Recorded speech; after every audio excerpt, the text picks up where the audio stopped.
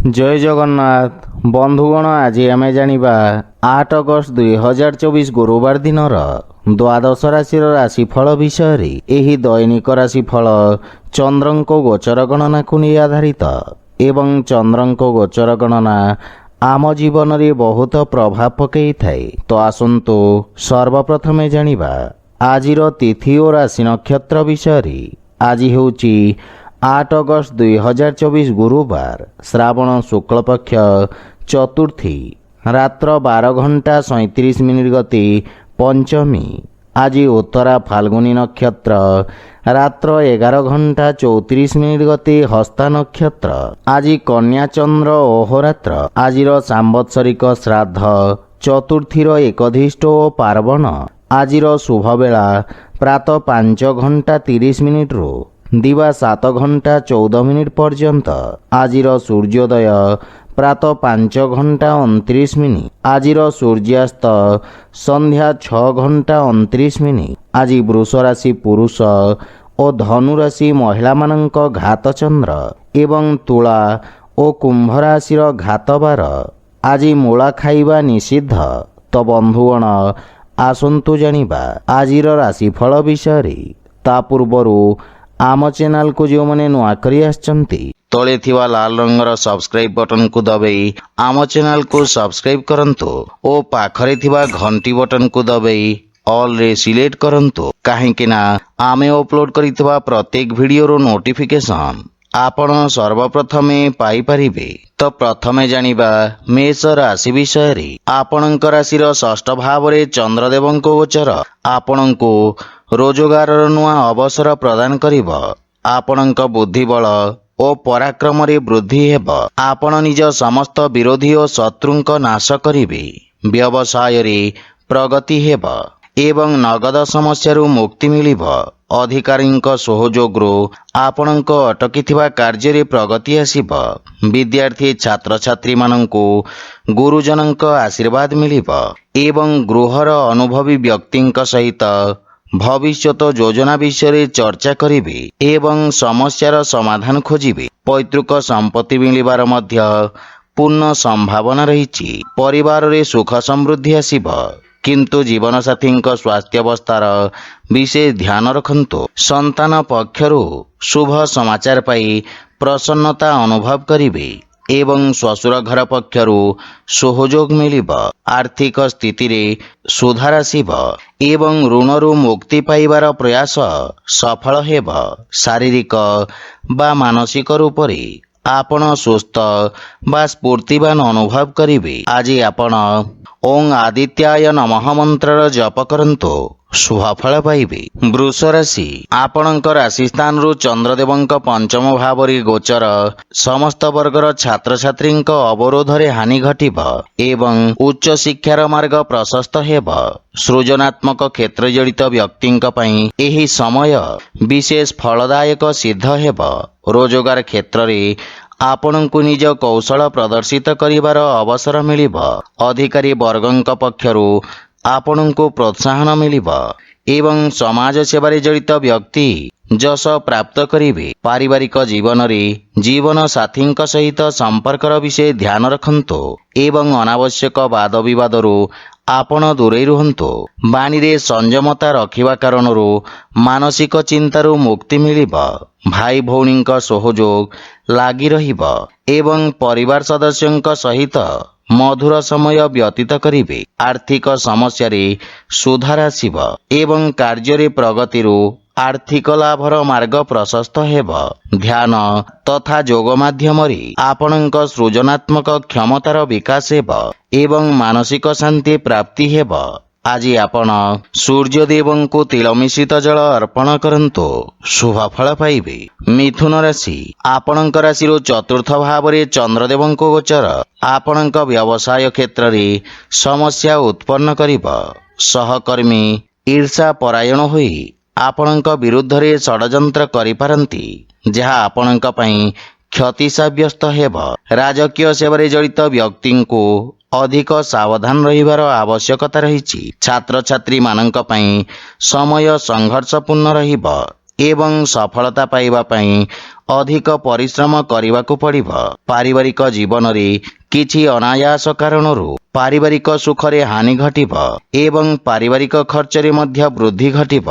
ଦାମ୍ପତ୍ୟ ଜୀବନରେ ପରସ୍ପର ମଧ୍ୟରେ ଭୁଲ ବୁଝାମଣା ଦେଖାଦେଇପାରେ। ସେଥିପାଇଁ ଛୋଟ ଛୋଟ କଥାକୁ ଧ୍ୟାନରେ ରଖନ୍ତୁ, ଅନ୍ୟଥା ମନୋମାଳିନ୍ୟର ସମ୍ଭାବନା ରହିଛି। କିନ୍ତୁ ପ୍ରେମ ଜୀବନରେ କିଛି ମଧୁର କ୍ଷଣ ପ୍ରାପ୍ତି ହେବ। ଆର୍ଥିକ କ୍ଷେତ୍ରରେ ଅର୍ଥ ଦେବାନେବାରୁ ସତର୍କ ରୁହନ୍ତୁ, ଅନ୍ୟଥା ଆର୍ଥିକ କ୍ଷତିର ସମ୍ଭାବନା ରହିଛି। ମାତାଙ୍କ ସ୍ୱାସ୍ଥ୍ୟାବସ୍ଥାରେ ଉଚ୍ଚନୀଚ ଦେଖାଦେଇପାରେ ଏବଂ ଆବଶ୍ୟକତା ଅନୁସାରେ ସ୍ୱାସ୍ଥ୍ୟାବସ୍ଥାର ଧ୍ୟାନ ରଖନ୍ତୁ। ଆଜି ଆପଣ ଗୋମାତାଙ୍କୁ ଖାଇବାକୁ ଦିଅନ୍ତୁ, ଶୁଭଫଳ ପାଇବେ। କର୍କଟ ରାଶି, ଆପଣଙ୍କ ତୃତୀୟ ଭାବରେ ଚନ୍ଦ୍ରଦେବଙ୍କ ଗୋଚର ଆପଣଙ୍କ ଯଶ ତଥା ମାନ ସମ୍ମାନରେ ବୃଦ୍ଧି କରିବ। ଧାର୍ମିକ କାର୍ଯ୍ୟରେ ଆପଣ ଭାଗ ନେଇପାରନ୍ତି ଏବଂ ଲୋକେ ଆପଣଙ୍କ କାର୍ଯ୍ୟର ପ୍ରଶଂସା କରିବେ। ରାଜନୀତି ସମ୍ବନ୍ଧିତ ବ୍ୟକ୍ତିଙ୍କ ବର୍ଚସ୍ୱ ତଥା ପରାକ୍ରମରେ ବୃଦ୍ଧି ହେବ ଏବଂ ଆପଣଙ୍କ ଦ୍ୱାରା କରାଯାଇଥିବା ସମାଜସେବା କାର୍ଯ୍ୟକୁ ପ୍ରୋତ୍ସାହନ ମିଳିବ। ରୋଜଗାର କ୍ଷେତ୍ରରେ ଆପଣ ସମସ୍ତ କାର୍ଯ୍ୟକୁ ନିଜ ଅନୁଭବ ଦ୍ୱାରା ସଫଳତାପୂର୍ବକ ସମ୍ପନ୍ନ କରିବେ। ବ୍ୟବସାୟୀ ବର୍ଗଙ୍କ ପାଇଁ ସମୟ ଉତ୍ତମ ରହିଛି ଏବଂ ଜୀବନସାଥୀଙ୍କ ସମ୍ପର୍କରେ ସୁଧାର ଆସିବ ଏବଂ ଆପଣଙ୍କ ସମ୍ମାନ ବୃଦ୍ଧି ପାଇବ। ପରିବାରରେ ହସ ଖୁସିର ବାତାବରଣ ଲାଗି ରହିବ। ଭାଇମାନଙ୍କ ପକ୍ଷରୁ ବିଶେଷ ସହଯୋଗ ମିଳିବ। କାର୍ଯ୍ୟ ବ୍ୟସ୍ତତା ମଧ୍ୟରେ ପ୍ରେମ ଜୀବନ ପାଇଁ ସମୟ ବାହାର କରିବେ, ଯାହାଫଳରେ ମନ ପ୍ରସନ୍ନ ରହିବ ଏବଂ ଆର୍ଥିକ ସ୍ଥିତିରେ ଉନ୍ନତି ହେବାକୁ ଲାଗିବ। ଭବିଷ୍ୟତ ପାଇଁ ଆପଣ କିଛି ସଞ୍ଚିତ ଯୋଜନାରେ ନିବେଶ କରିବେ। ସ୍ୱାସ୍ଥ୍ୟାବସ୍ଥା ଉତ୍ତମ ଅନୁକୂଳ ରହିବ।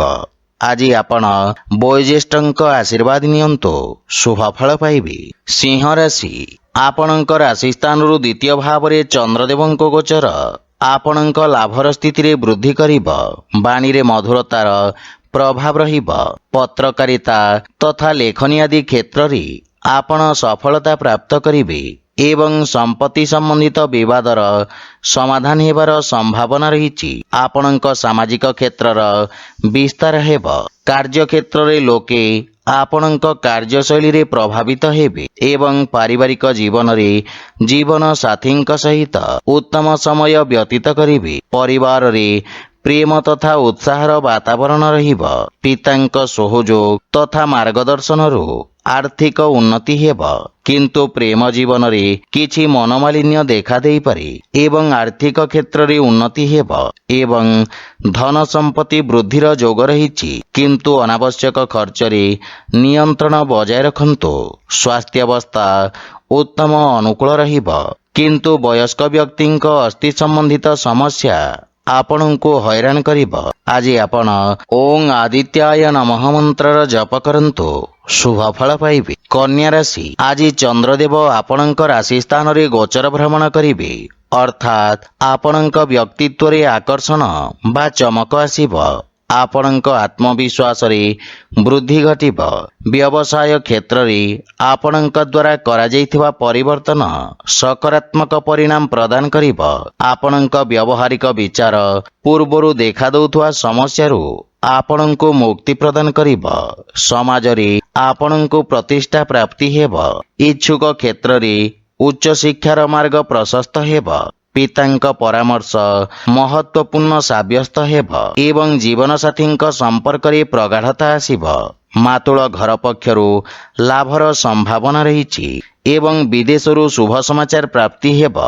ବିବାହ ଯୋଗ୍ୟ ବ୍ୟକ୍ତିଙ୍କ ପାଇଁ କିଛି ଉତ୍ତମ ପ୍ରସ୍ତାବ ମିଳିବାର ସମ୍ଭାବନା ରହିଛି। ରାଜକୀୟ ପକ୍ଷରୁ ଲାଭ ହେବ ଏବଂ ନୂଆ ସରକାରୀ ଅନୁବନ୍ଧ ପ୍ରାପ୍ତି ହେବାର ସମ୍ଭାବନା ରହିଛି। ଆର୍ଥିକ ପକ୍ଷ ମଜବୁତ ହେବାକୁ ଲାଗିବ। ସ୍ୱାସ୍ଥ୍ୟାବସ୍ଥା ମଧ୍ୟମ ରହିବ। ଆଜି ଆପଣ ନିର୍ଧନ ବ୍ୟକ୍ତିଙ୍କୁ ସହାୟତା କରନ୍ତୁ, ଶୁଭଫଳ ପାଇବେ। ତୁଳା ରାଶି, ଆପଣଙ୍କ ରାଶିରୁ ଦ୍ୱାଦଶ ଭାବରେ ଚନ୍ଦ୍ରଦେବଙ୍କ ଗୋଚର କାରଣରୁ ଚାକିରି ଓ ବ୍ୟବସାୟ କ୍ଷେତ୍ରରେ କିଛି ଅନାବଶ୍ୟକ ସମସ୍ୟା ଉତ୍ପନ୍ନ ହେବ। ଅଧିକାରୀଙ୍କ ପକ୍ଷରୁ ନିଜ ସମ୍ବନ୍ଧର ବିଷୟ ଧ୍ୟାନ ରଖନ୍ତୁ ଏବଂ ରୋଜଗାରରେ ପରିବର୍ତ୍ତନ ପାଇଁ ସମୟ ଶୁଭ ନୁହେଁ। ଆପଣଙ୍କ ବ୍ୟବସାୟିକ କ୍ଷେତ୍ରରେ ଅନାବଶ୍ୟକ ଖର୍ଚ୍ଚରେ ବୃଦ୍ଧିର ସମ୍ଭାବନା ରହିଛି ଏବଂ ଆର୍ଥିକ ସ୍ଥିତି असंतुलित रहिब।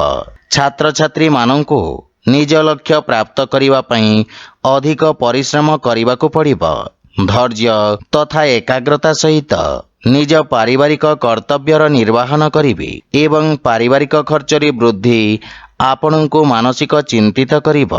आपण निज भविष्यत तथा पारिवारिक संपर्क को नहीं चिंतित रहिबे एवं वाणी और क्रोधरे नियंत्रण बजाय रखंतु। प्रेम संबंध रे किछि समस्या देखा देई पारे। किछि छोटिया ऋण भार आपणଙ୍କୁ चिंतित करिब। स्वास्थ्य अवस्था रे सावधान रहिबार आवश्यक रहिछि। आज आपण गोमातांको खाइबाकू दियंतु, शुभ फल पाइबे। बिछाराशि आपणଙ୍କ एकादश भावरे चंद्रदेवंको गोचर आपणଙ୍କ लाभर स्थिति को वृद्धि करिब। प्रबंधन अथवा संपादन क्षेत्र जड़ित व्यक्ति को अप्रत्याशित लाभ मिलिब। आपणଙ୍କ द्वारा पूर्वरु करा जाइथिबा कार्य द्वारा आपणଙ୍କ मान सम्मान ओ पद प्रतिष्ठा रे वृद्धि घटिब। किछि गणमान्य व्यक्तिଙ୍କ सहित आपण देखा साक्षात करिवे एवं व्यवसायर स्थिति उत्तम हेबाकू लागिब। नुआ कौशलर प्रयोगरु परिस्थितिक अनुकूलन प्राप्ति हेब। पैतृक व्यवसाय संबंधित किछि शुभ समाचार मिलिबारु मन प्रसन्न रहिब। पितांक सहयोग आपणଙ୍କ उपरे लागि रहिब एवं आपणଙ୍କ विनम्रता छोट भाई भौणीଙ୍କ संपर्क रे घनिष्ठता आनिब एवं सेमाने आपणଙ୍କ अनुसरण करिवे। आर्थिक पक्ष मजबूत हेबाकू लागिब एवं पूर्वरु देइथिबा बकेया अर्थ आपण फेरी पाइबे। वैवाहिक दाम्पत्य जीवन सुखमय हेब तथा आपण शारीरिक ऊर्जावान और कर्मठ रहिबे एवं लंबा समय देखा दौथुवा स्वास्थ्य समस्या मुक्ति मिलिब। आज आपण गोपाल सहस्र नामर पाठ करंतु, शुभ फल पाइबे। धनुराशि आपणଙ୍କ दशम भावरे चंद्रदेवंको गोचर आपणଙ୍କୁ किछि उत्तम रोजगार अवसर प्रदान करिब। आपण कार्यक्षेत्र तथा कार्य प्रणाली रे आवश्यकता अनुसार परिवर्तन करिवे। नुआ व्यवसायर प्रारंभ पई समय शुभ रहिछि एवं आपणଙ୍କ द्वारा निया जाइथिबा निर्णय आपणଙ୍କ पई एक स्वर्णिम मूलदुआ रखिब। विद्यार्थी छात्र छात्री माने भविष्यतर आवश्यकता अनुरूप आवश्यक कौशलर चयन करिवे एवं पितांक संबंध रे सुधार आसिब। जीवन साथींक सहित किछि गृह उपकरण क्रय करिबारे व्यस्त रहिबे एवं परिवार रे हस खुशीर वातावरण लागि रहिब। संतान आपणଙ୍କ मार्गदर्शनर अनुसरण करिवे किंतु प्रेम जीवन रे विशेष सावधान रुहंतु, अन्यथा वाद विवादर स्थिति देखा देवार संभावना रहिछि। आर्थिक स्थिति सुदृढ़ हेब एवं आयर नुआ स्रोतर निर्माण हेब किंतु श्वास संबंधित रोगी स्वास्थ्य अवस्थार विषय ध्यान रखंतु। आज आपण पक्षी को दाना खाइबाकू दियंतु, शुभ फल पाइबे। मकर राशि आपणଙ୍କ नवम भावरे चंद्रदेवंको गोचर आपणଙ୍କ पई भाग्यवर्धक रहिब। रोजगार क्षेत्र रे सफलता प्राप्त करिवे। आपणଙ୍କ पराक्रमी तथा कर्मठ स्वभावर प्रशंसा हेब। कला तथा मनोरंजन क्षेत्र रे संबंधित व्यक्तिंक ख्याति रे विस्तार हेब। छात्र छात्री मानंकु बंधु मित्रंक सहयोग प्राप्ति हेब एवं कार्य क्षेत्र रे किछि समस्या देखा देई पारे किंतु आपण समस्त समस्या को सफलता पूर्वक समाधान करिवे। विदेशरू किछि शुभ समाचार मिलिबारु मन प्रसन्न रहिब। बड़ भाईंक विशेष सहयोग आपणଙ୍କ उन्नतिर कारण हेब एवं परिवार रे सुख समृद्धि पई आपण व्यय करिवे। जीवन साथींक संपर्क रे घनिष्ठता आसिब। प्रेम जीवन रे नवीन संबंध स्थापित हेब एवं आर्थिक स्थिति रे सुधार हेब। आकस्मिक धनलाभर मध्य जोग रहिछि। शेयर मार्केट आदि क्षेत्ररू विशेष लाभर संभावना रहिछि किंतु स्वास्थ्य अवस्थार ध्यान रखंतु। विशेष रूप से हृदय संबंधित रोगी को सावधान रहिबा उचित। आज आपण हनुमान चालीसार पाठ करंतु, शुभ फल पाइबे। कुंभ राशि आपणଙ୍କ राशि स्थान रु अष्टम भावरे गोचररत चंद्रदेवंक कारणरू व्यावसायिक तथा राजकीय कर भली खर्च आपणଙ୍କ आर्थिक संतुलन खराब करिब। किछि आकस्मिक समस्यार आपणଙ୍କୁ सामना करिबाकू पड़िब। କାର୍ଯ୍ୟକ୍ଷେତ୍ରରେ କାର୍ଯ୍ୟର ଅଧିକତା ବା ଅସାମଞ୍ଜସ୍ୟର ସ୍ଥିତି ମାନସିକ ଚିନ୍ତାର କାରଣ ହେବ। ବିଦ୍ୟାର୍ଥୀ ଛାତ୍ରଛାତ୍ରୀମାନଙ୍କୁ ଲକ୍ଷ୍ୟ ପ୍ରାପ୍ତ କରିବାରେ ସଂଘର୍ଷ କରିବାକୁ ପଡ଼ିବ। ଭାଇ ଭଉଣୀଙ୍କ ସମ୍ପର୍କରେ ମତଭେଦ ଦେଖାଦେବ, କିନ୍ତୁ ଜୀବନସାଥୀଙ୍କ ସହଯୋଗ ଆପଣଙ୍କ ପାଇଁ ସହାୟକ ସିଦ୍ଧ ହେବ। ପରିବାରରେ କୌଣସି ସଦସ୍ୟଙ୍କ ସହିତ ଛୋଟ ଛୋଟ କଥାରେ ମତଭେଦର ସମ୍ଭାବନା ରହିଛି।